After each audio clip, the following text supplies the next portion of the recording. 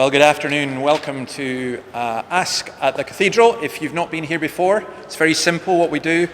It's a little bit of music. We look at questions that arise out of one ancient book in the Bible called Ecclesiastes, and there's an opportunity for Q&A as well. You're welcome to eat your lunch and drink your coffee. We're guaranteed to be done in 45 minutes.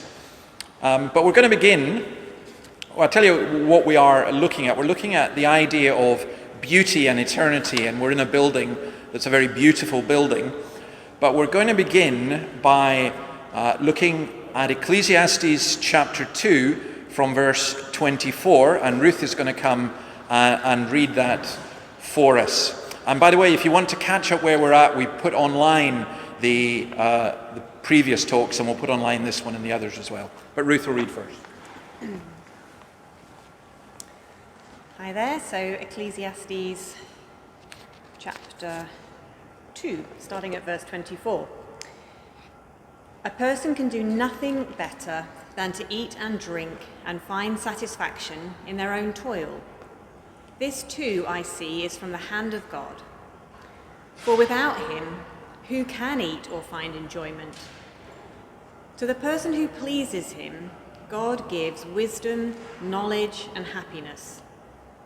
But to the sinner, he gives the task of gathering and storing up wealth to hand it over to the one who pleases God. This too is meaningless, a chasing after the wind. Okay, let me just introduce this. Up to this point, this man called Solomon, who's the king, who is deemed to be the wisest man in the world, has questioned whether life has any meaning at all.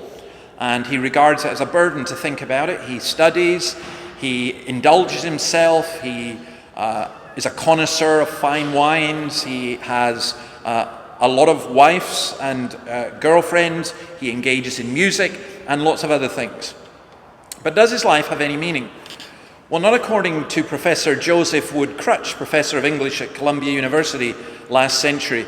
He said this: "There's no reason to suppose that a man's life has any more meaning than the life of the humblest insect that crawls from one annihilation to another." Now imagine believing that. If you really believed it. I'm not over keen on cockroaches. My wife hates them. So when a cockroach comes into our unit, she tells me to kill it. If she told me to do that with a human being, I think you would be somewhat shocked, and also I would go to jail. But human beings have acted like that. At the time of the Rwandan genocide, the one tribe were calling the other cockroaches. We need to get rid of them. So is our life worth something more than that? Now, what these verses tell us something here. A person can do nothing better than to eat and drink and find satisfaction in their own toil. Just think about that for a minute. Eat and drink, enjoy your work. Now, this is not despair. We are actually meant to enjoy the simple things in life. This is not the greed of the rich fool who builds bigger and bigger barns or houses for retirement. Nor is it for the mundane and hopeless life of the unbeliever. Let's eat, drink, and be merry, for tomorrow we die. We might as well do all that. That's not what this is saying. It's not licentiousness, it's not cynicism, it's contentment. And you really have got that when you can enjoy the simple things in life. That's a tremendous gift to be able to have. And in verse 25, he says, without him, all this he says comes from the hand of God, for without him, who can eat and find enjoyment? Well, that seems strange. It's a strange statement, isn't it? Because we can all eat. Well, what do we need God to eat for? Well, he's saying having the right attitude and recognizing who this comes from. To eat here is used as an indicator of a happy and prosperous life. I like living in Sydney. In general, it is a very prosperous city compared with a lot of places. And where I stay up in Artarmon, there's not a lot of restaurants in Artarmon, but go to Crow's Nest. And I think we could be here 10 years and we still wouldn't work through all the restaurants in Crow's Nest. And I love the fact that people eat outside and go out to eat. And as you can probably tell by my shapely figure, I enjoy eating way too much, as do some of you enjoy eating way too much. Sorry for saying that, but we do. We enjoy, don't we? And you know this, it's not wrong.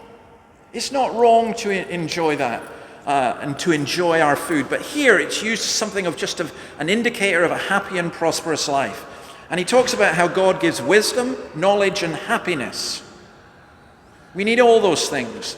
We need wisdom so that we can walk without stumbling.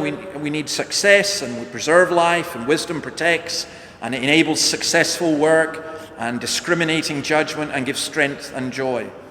Knowledge here is not just the acquisition of facts, but life experience. That's why Google will never give you knowledge. Google had this idea, you don't need Google in terms of memory. But knowledge is life experience. It's quite funny, isn't it, when you meet somebody who's, they're just out of college, or maybe just in college, or they're like I was when I was a teenager. I knew everything. My parents knew nothing. I knew everything. But it's just wrong. We may be smart, we may be able to read, we may be able to recollect things. We may have loads and loads of degrees, but life experience is what's being spoken of here. And joy here is not just laughter, but it's real, soundly based exaltation in the blessing that God gives. And he contrasts that with what he calls the sinner. And by that, he just means the person who does not acknowledge God. Jesus says, "Blessed are the meek, for they will inherit the earth." Paul talks about Christians being those who are sorrowful, yet always rejoicing, poor, yet making many rich, having nothing, and yet possessing everything. He also says, "I've learned the secret of being content in every situation." And it's a simple question to ask you, have you learned that secret of being content? Content, there's a concept in Buddhism of nirvana, and it's a concept really of nothingness, that you reach a stage of nothingness. And that's not what contentment is. Our society lives a lot on encouraging people to be discontent, because that's what you do with advertising, isn't it?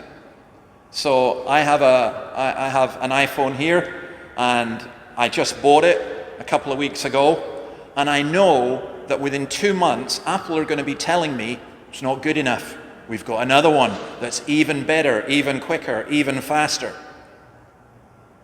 It's strange how discontentment comes in so much. Let me say also this, there's a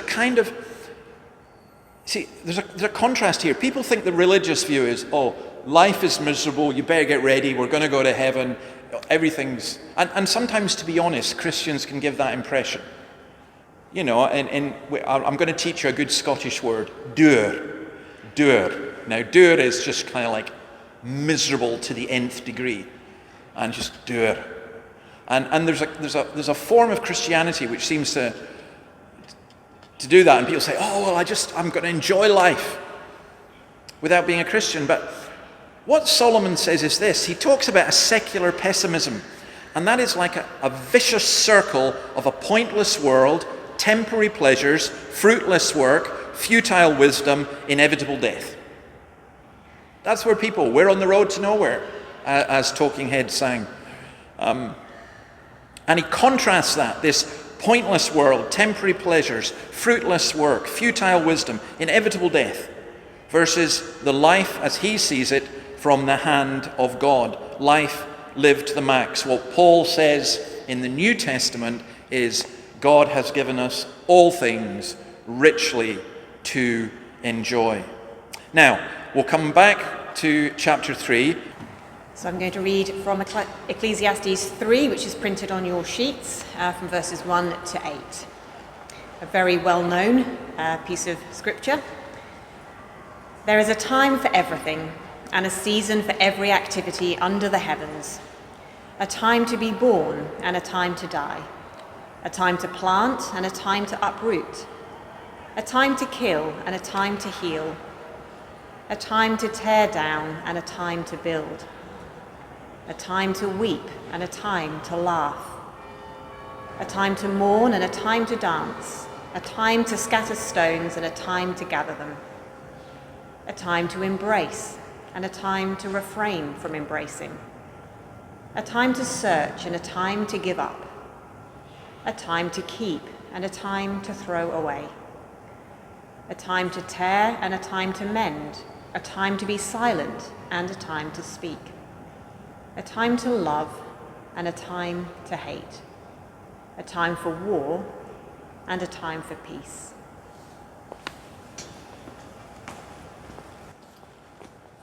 Okay, well, those of you who are a bit older might remember the Byrds singing "Turn, Turn, Turn," and it was just these words that were put to music. It's a passage that I've often read at funerals. Now, it's a beautiful passage, but what does it mean? Some people think it's a kind of despairing passage. It's saying, well, que sera, sera, whatever will be, will be. I'm a Scottish football fan, which means I am of all people the most miserable. And we would sing a song, que sera, sera, whatever will be, the future's not ours, you see, que sera, sera. And that was just our fatalistic view, that if we were 3-0 up against England with 2 minutes to go, we would still think we're going to lose 4-3. That was just the fatalistic view. Oh, whatever will be, will be. Is that what he's saying? Is he saying, well, just the way it is, it's the way it's going to be? We can't control the seasons, no matter what our skills, efforts, or riches. So this is kind of like a counsel of despair. It would be if God was some kind of capricious deity, kind of like a cosmic chess player playing SimCity or something like that. But actually, this is a very optimistic piece. And let me explain why. Firstly, there are times and seasons, there are rhythms, and there's a rhythm to life. I thought there was only one season in Sydney, and that was basically summer. And then I went outside 2 days ago, and I thought, my goodness, I must be acclimatizing. It's actually cold, and I've got a jumper on. I've got a jumper on in Sydney. Do you realize how traumatic that is? You know? And, I mean, Sydney-siders, you're terrible. It gets below 18 degrees, you don't know what to do. I mean, your houses are not built for that. You know, but there are seasons, and I'm glad to discover there are seasons. You know, in Scotland we have all 4 seasons. Our summer lasts 1 day, but that's beside the point. It's still a season. And sometimes we get 4 seasons in 1 day. But it's nice that there are differences, that there are rhythms and so on. The ancient Near Eastern wisdom taught that real wisdom was in knowing the times. And I'm sorry to do this again, but it is his 80th birthday on Monday. Mr. Robert Zimmerman, otherwise known as Bob Dylan, come gather round people wherever you roam, admit that the waters around you have grown, or you better start swimming or you'll sink like a stone, for the times they are a-changing. Well, understanding the times, what's going on in the world, that's really important. These 14 couplets here cover every range of human activity, and we don't have time to go into them all, but it's saying there's a purpose and a season for everything. And you'll notice, because you're really smart, that it's all in twos. And you'll notice that he begins with the 2 most momentous events in our life, birth and death. The 2 that we really can do very little about. We didn't decide when to be born. Then the next 3 couplets are all to do with various creative and destructive activities. Time to plant, a time to uproot, a time to kill, a time to heal. Then the next 2 deal with human emotions. There's a time to weep, and there's a time to laugh, a time to mourn, and a time to dance. These are all human emotions that we all experience. There is a time to weep. It's very strange, isn't it? It depends your culture. But I grew up in a culture where men did not cry. You know, you were not supposed to cry. In fact, sometimes women as well. I remember, I'm not sure I'd ever seen my mother cry, But when I was seriously ill, I realized how seriously ill I was because she burst into tears. And on the other hand, you meet people who are just crying all the time. You kind of want them to stop and grow up. But he's saying, look, there's a balance. There is a time to mourn, and we need to allow that to happen. And there is a time for laughter as well. The next two deal with friendship and enmity. Now, I need to explain what the stones are. It's a time to scatter stones and a time to gather them. I kind of understood that because I grew up on a farm, and every year my dad would send us out to clear the fields of the stones. And you'd think, okay, so we move the stones, we put them on trailers, dump them somewhere. The next year again, did we have a field that was growing stones? I thought we grew crops. Well, the earth moves, and the stones come to the surface. And here he's talking about the stones that come, and he says there's a time to gather them, and there's a time to throw them, if you like. So one refers to filling up your neighbor's field with stones. So you're just basically getting rid of yours, and he's saying there's a time you're going to do that. But there's another time when the stones come, and what you do is you take them and you build them. You build something with them. There's a time to say hello and a time to say goodbye. There's a time to embrace and a time to refrain from embracing. And this was nothing to do with COVID. I think this is both sad and hilarious. But governments are now advising us on how to hug safely. Sorry, you don't get to do that. I mean, there are various types of hug. I have a friend who shows me this is how you do a man hug. And this is how you do a COVID-safe, appropriate hug. I have no idea what that is. But, there's a time I reckon if the government, the New South Wales government, or the Australian government, or the UK government knew their Bibles, they could have put this up on one of the posters. There's a time to embrace, and there's a time to refrain from embracing. There's a time to search, and a time to give up. These two, this one and keep and throw away, has to do with our possessions and our resolutions concerning them. Long before people wrote books about how we clear things up, or how you declutter, Solomon was talking about this. My view personally is, my wife once said to me, "Why do you do that?" I said, "What do you mean?" All the old whiskey bottles, it looks dreadful. You look like some kind of drunkard. I don't like throwing them away. They're fond memories, Or my books. Why can't you just get rid of some of the books? You're kidding me. What kind of blasphemer wants to get rid of books? On the other hand, I might say, well, what about all these clothes? Get rid of half of them. Never wear half of them anyway.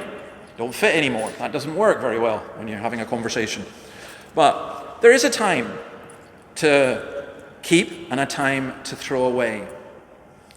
The next couple refer to the various creative and destructive activities of humanity. Time to tear, a time to mend. There's also a time to be silent, a time to speak, a time to love, a time to hate, a time for war, and a time from peace.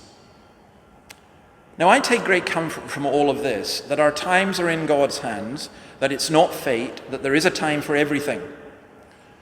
And I would say this, that you could be going through a hard time just now, and that time will change. And you may be going through a kind of springtime, a joyous time just now, but understand that that too will also change. But overall, those of us who are Christians understand this as God being in charge of it all. If you don't understand that, then what you're really saying is, it's just fate. It's just fate. You can believe that it's the stars that move it all around, and that's not true. There's no logic in that at all. Or you can believe that time has no purpose and meaning. But for me, it's very clear that everything has a time. Right, we'll explain a little bit more about that when we read verses 9 to 15, which to me are some of the most extraordinary and beautiful verses in the whole Bible. So Ruth, again. So verses 9 to 15. What do workers gain from their toil? I have seen the burden God has laid on the human race. He has made everything beautiful in its time. He has also set eternity in the human heart. Yet no one can fathom what God has done from beginning to end. I know that there is nothing better for people than to be happy and to do good while they live, that each of them may eat and drink and find satisfaction in all their toil. This is the gift of God. I know that everything God does will endure forever. Nothing can be added to it, and nothing taken from it. God does it so that people will fear him. Whatever is has already been, and what will be has been before, and God will call the past to account.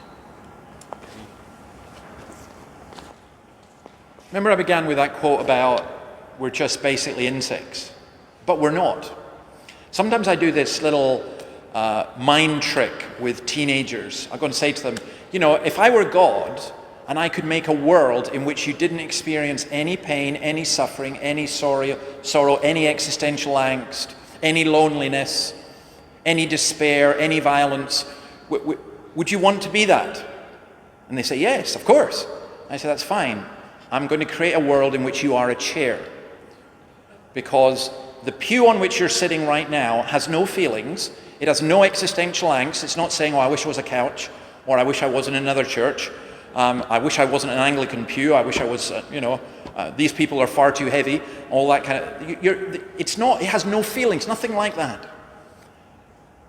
And I grew up with animals, and I'm not saying animals don't have feelings. They do experience pain, and I think they experience joy and so on. But what they do not do is philosophize and think. And people say, how do you know that?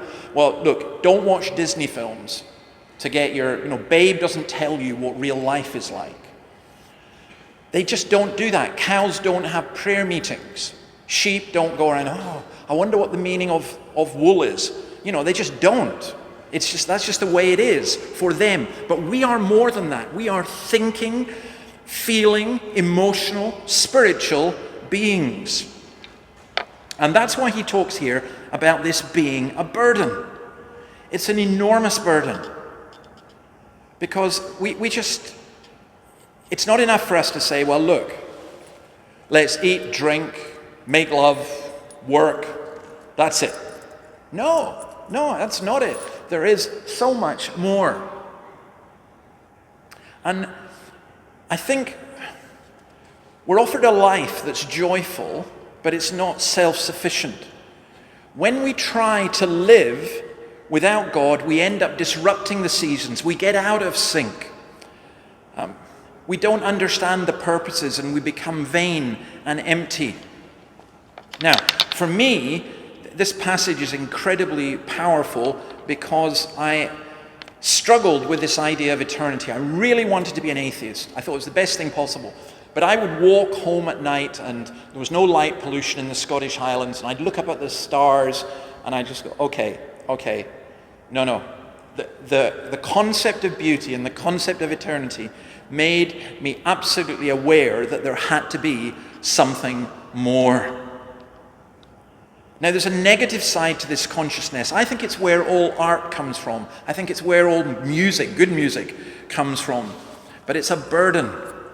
Walter Kaiser talks about us having a deep-seated desire, a compulsive drive to know the character, composition, and meaning of the world, and to discern its purpose and destiny. And there's nothing that we can have that gives us that sense of purpose. Not our work, not our food, not our drink, not our music. We have a desire to progress, we long for beauty, we want more, we want to improve. But then think about this. The progress that brought us the internet and penicillin has also brought us nuclear weapons and global warming and internet abuse. In many ways, with labor-saving devices, we should be freer to enjoy life. But we are frustrated often and disappointed that freedom and comfort have not brought meaning and peace to our lives. And here's an astonishing statistic. The most technologically advanced countries in the world are also the ones marked by family breakdown, drug addiction, abortion, violent crime, homelessness, and suicide. Now, what's the solution to all of this? It's to bring God into the equation. Now, you'll notice I'm not saying bring human religion. Human beings have this sense. There has never been a society in human history that hasn't been religious. Never. And we think we're advancing towards a non-religious society, and every time we try that, it doesn't work. And there's a reason it doesn't work. Because it's like trying to drive a car without any fuel in it. Now, the word for beauty is a word yapeh, Y-A-P-E-H. And it's very close to the word Yahweh, which stands for the Lord God, the name for God. And that's very deliberate. What he's saying is this sense of beauty that we have is what C.S. Lewis called drippings of grace, or what you might call rumors of transcendence. So for me, Beethoven's Pastoral. Now, the first time I heard it, I was really into music, rock music, and I belonged to a record club. This shows you how old I am. Records. They are now back in fashion, by the way, selling more than CDs, and my record collection is probably worth a fortune. I just wish I hadn't given away half of it. But I belonged to this record club, and I was in university, and I ordered a record of Led Zeppelin. And again, those of you who are nodding obviously have great taste. But the record arrived, I opened it, I couldn't believe it. It said Beethoven, 6th Symphony. I don't want this rubbish. But I had nothing else to do. I put it on the turntable and I lay on my bed. I could not believe what I heard. I thought, this is like a storm. And this is like after the storm. And this is like... And then I read the sleeve notes after I'd listened to it, and that's exactly what it was. I thought, this is just so beautiful. And there are things in life that you experience that are so beautiful. There are scenes that you see. When you hold a newborn baby, there's just a beauty there. Don't let anyone tell you beauty is just in the eye of the beholder. It's not. There are things that are ugly, and there are things that are beautiful. God has given us the capacity for pleasure, taste buds. You know, if God made us, I reckon if Bill Gates or Steve Jobs were making human beings, we'd be like automatons, really. And we wouldn't need all different kinds of food. You just have one restaurant and it's always the same, and you get the nutrition and everything else. We've got this incredible capacity for variety. We've got taste buds, we've got sexual drive, and we've got the capacity to appreciate beauty. But without God, that leads to overindulgence and destruction. What do? We turn nudity into pornography, wine into alcoholism, food into gluttony, and human diversity into racism and prejudice. Instead of being good gifts, they become destructive to us. Our life becomes a waste, either frittered away or burnt out in overactivity. That's why in verse 12 he tells us the secret of happiness. I know there's nothing better for people than to be happy and to do good while they live. That means enjoying a good life, to pursue and enjoy a happy life. Well, what is that? It's a life where work and eat and drink are all satisfying. It's a world where secularism is replaced by theism, pessimism to optimism, and human autonomy to human faith. It's a world in which you get up in the morning and you say, being Latin literate, carpe diem, seize the day. It's not a world where you get out of your bed in the morning and say, oh no, another day, another waste. What's it all for? And that's why verses 14 and 15, I know that everything God does will endure. Nothing can be added to it and nothing taken from it. God does it so that people will fear him. That's not despair. It's saying that whilst the earth is transitory, unreliable, future security can be found in God's sovereignty and grace. I love it in verse 15. It talks about the circle of life. Whatever it is has already been, and what will be has been before, and God will call the past to account. Again, that's not the Lion King. This is long, long before that. It's God who keeps the cycles of history going. Things are going on a predetermined course, but it's not the Marxist fatalism or human greed or some mysterious force, but it's God who holds our times in his hands. Now, you get an opportunity to ask some questions if you wish, and the text is there, and I've already got some coming up, and we'll go to those in a moment. But let me just finish by saying this. This is the most important thing. No matter who you are, and I don't know you, you are not an insignificant insect crawling from one sad annihilation to another. There's a man called Thomas Watson who said, "Eternity to the godly is a day that has no sunset. Eternity to the wicked is a night that has no sunrise." You're going for a destination. You are a being who is going to live in eternity. You won't be annihilated, and you will either go to be with God and share in all that beauty, or you'll go to a place of darkness and ugliness.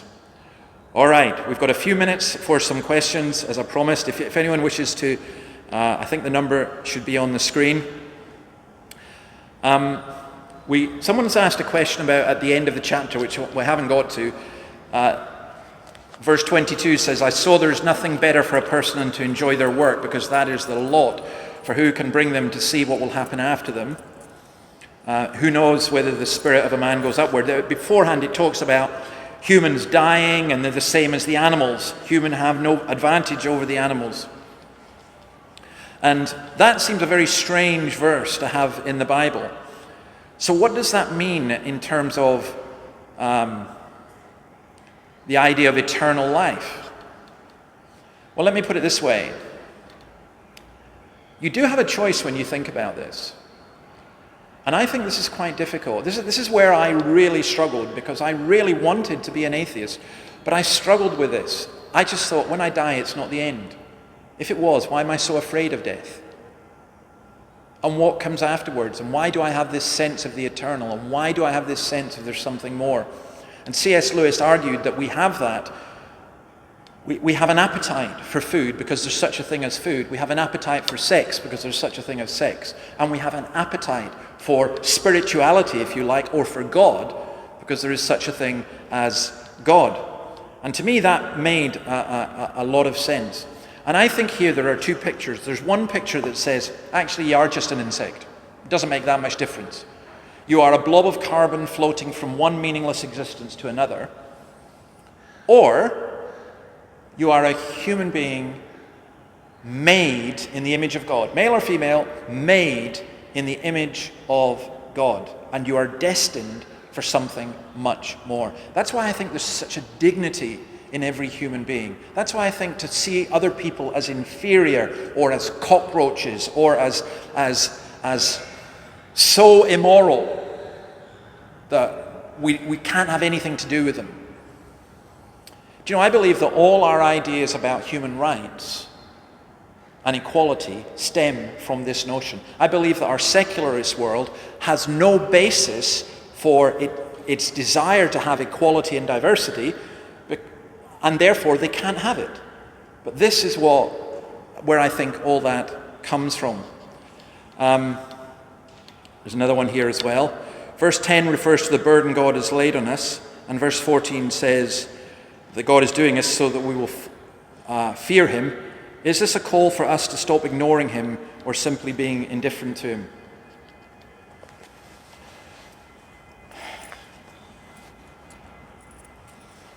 I don't know. We don't like the idea of fearing God, do we?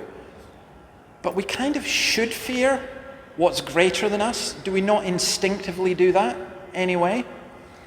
And there's a fear that can be kind of craven. There's a fear that you can have that says, please don't hit me.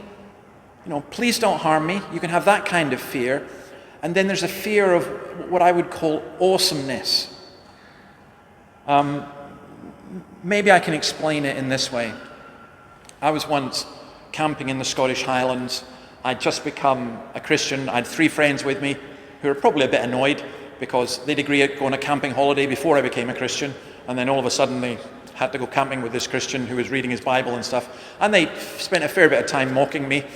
And then we were camping one night, and then this storm came in, and you're in a tent, And the storm was so strong that we spent all our time running around, knocking the tent pegs back in. And I happened to read Job in my Bible. I read it out to them. Honestly, this is the truth. This is what I read.